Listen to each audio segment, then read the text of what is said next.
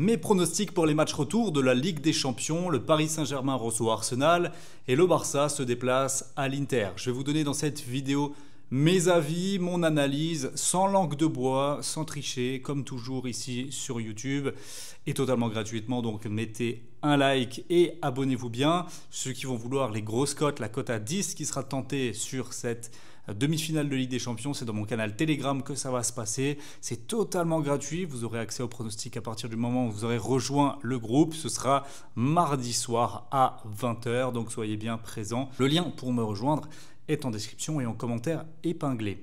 La semaine dernière, on avait donc fait une vidéo d'analyse de ces deux matchs. Et j'avais dit match nul entre Arsenal et le Paris Saint-Germain. Et j'avais dit victoire, et même assez large, 3-1 du Barça contre l'Inter. Donc la chance ne nous a pas souri. L'analyse, on va voir si elle était bonne ou pas. On va en parler plus en détail. Mais voilà. Et c'est pas parce que j'ai pas donné les deux bons résultats de la semaine dernière que je suis un mauvais parieur. Et c'est pas parce que si j'avais trouvé les deux bons résultats, je serais un bon parieur. La semaine dernière, en Ligue 1, je faisais passer 8 pronostics sur 9 et tout se passait bien. Et la Ligue des Champions est une compétition difficile à pronostiquer. Il y a beaucoup de paramètres et surtout, il faut de la réussite parce que ça se joue à pas grand-chose. Et là encore, sur ces demi-finales de Ligue des Champions, on en a eu l'exemple. On va commencer par l'Inter qui reçoit le Barça. Donc le score du match aller, 3 buts partout.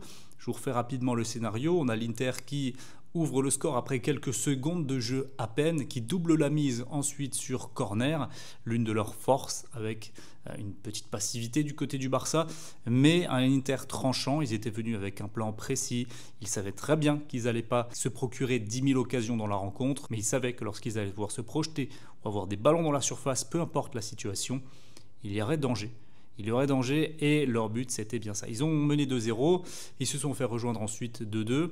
Ils ont repris l'avantage avant que Rafinha d'une frappe incroyable, mais avec de la réussite quand même puisque Sommer la touche du dos et ça rentre, remettent les deux équipes sur un pied d'égalité.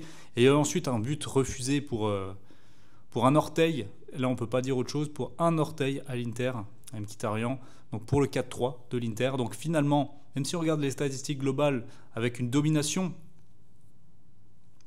du Barça, finalement ce 3-3 il est presque assez heureux parce qu'on a quand même eu la sensation globale à la fin du match que oui, le Barça collectivement était supérieur, dans la production de jeu était supérieur, mais on avait quand même l'impression que l'équipe la plus dangereuse, ça restait quand même l'Inter. Moi jusqu'au bout je me suis dit que l'Inter allait pouvoir contrer, allait pouvoir être dangereux parce qu'on a trouvé une fébrilité quand même pour le Barça et c'est assez anormal. Cette saison à domicile, on en avait parlé dans l'analyse, ils n'avaient pas laissé grand chose à leurs adversaires.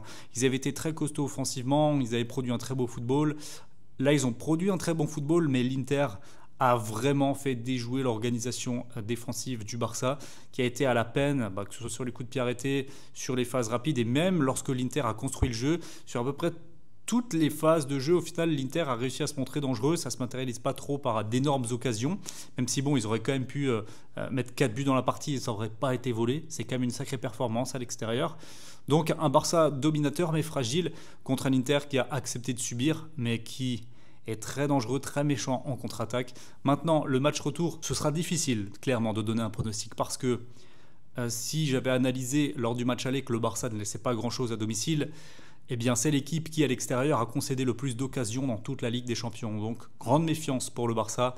Pour moi, ils vont encaisser, c'est sûr, mais ils vont marquer également, c'est sûr aussi. On a une équipe de l'Inter qui restait, alors j'ai pas le résultat du week-end au moment où je vous fais cette vidéo, mais qui restait sur 2 défaites consécutives à domicile, 1-0 contre la Roma et 3-0 contre le Milan AC en demi-finale de Coupe d'Italie. Ils avaient fait 2 partout contre le Bayern, c'était limite.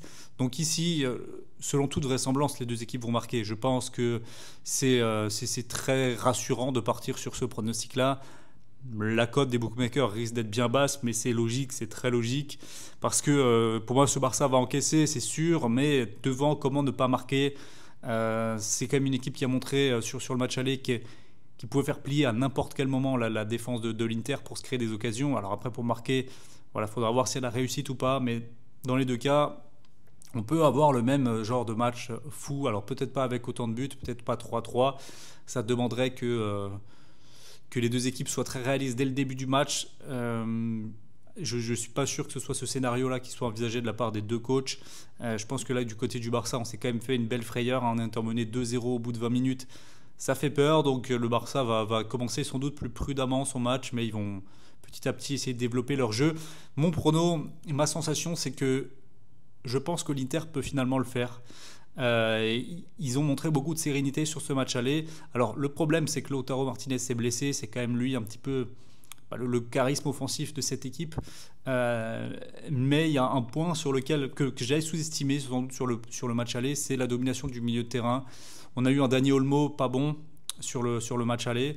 On a eu globalement un Frenkie de Jong décevant aussi. Pedri c'était bien, mais quand deux de tes trois milieux sont pas ouf et que de l'autre côté c'est quand même plus costaud, eh bien j'ai trouvé que au moment où l'Inter mettait la pression au milieu de terrain pour remonter les ballons ou pour faire des attaques, c'était quand même plus tranchant que ceux du Barça. Donc avantage milieu de terrain pour l'Inter, mais avantage Barça pour l'attaque, parce que là sans Lautaro ça va être compliqué.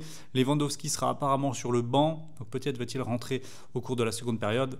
Voilà, beaucoup de choses, beaucoup de paramètres à analyser. Moi je vais partir sur donc, le but pour les deux équipes sans aucun doute sur ce match-là, aucun doute. Et au niveau du score et de la qualification, je pense que le méchant de l'histoire, c'est l'Inter Milan. Et je pense qu'ils vont réussir à le faire et à se qualifier pour la finale, même si le Barça est la meilleure équipe. Je suis un peu déçu de la gestion émotionnelle du Barça sur le match aller. Et j'ai comme l'impression qu'ils sont en train de se rendre compte qu'éliminer l'Inter, ça va quand même être compliqué.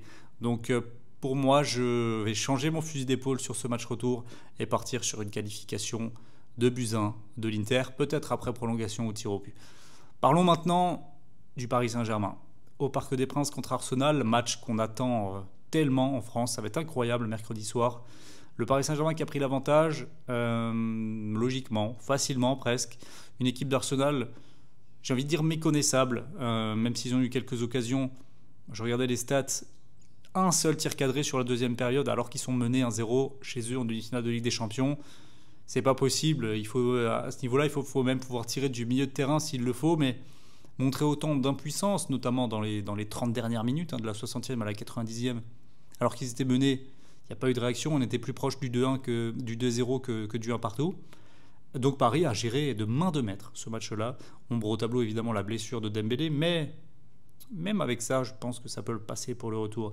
La seule chose qu'il va falloir maîtriser pour les Parisiens, c'est la tête. C'est ne pas lâcher. Peut-être qu'ils vont mettre rapidement un but dans ce match-là et mener 2-0. Il ne faut pas faire comme contre Aston Villa et perdre pied. Ça va être la gestion émotionnelle du PSG qui va être très importante sur ce match retour, parce que footballistiquement, alors ok, il y a le retour de Thomas Partey, ça a changé des choses, mais quand tu te présentes offensivement avec Martinelli et Trossard et un Bukayo Saka qui est quoi, allez, à 60-70% de ses capacités, c'est quand même beaucoup trop léger. Donc même avec un autre milieu de terrain, Paris c'est aussi leur point fort, le milieu du terrain, donc je ne pense pas que ça va réellement faire la différence. Avantage Paris, et je pense victoire Paris également sur ce match retour, sur le score de Buzyn. Et donc mon petit combiné Paris sportif, les deux équipes marquent contre l'Inter et le Barça, et Paris Arsenal, tout simplement la qualification du PSG. On est sur une petite cote à 1,50, mais comme je vous l'ai dit, mes grosses cotes elles seront dans mon canal Telegram. Je sais que vous les voulez, donc rejoignez. Le lien est en description et en commentaire épinglé. Merci à tous de m'avoir écouté. N'hésitez pas à me dire vos avis sur les pronos dans les commentaires, et nous on se retrouve pour la prochaine vidéo qui sera les pronostics pour les demi-finales d'Europa League. Ciao ciao.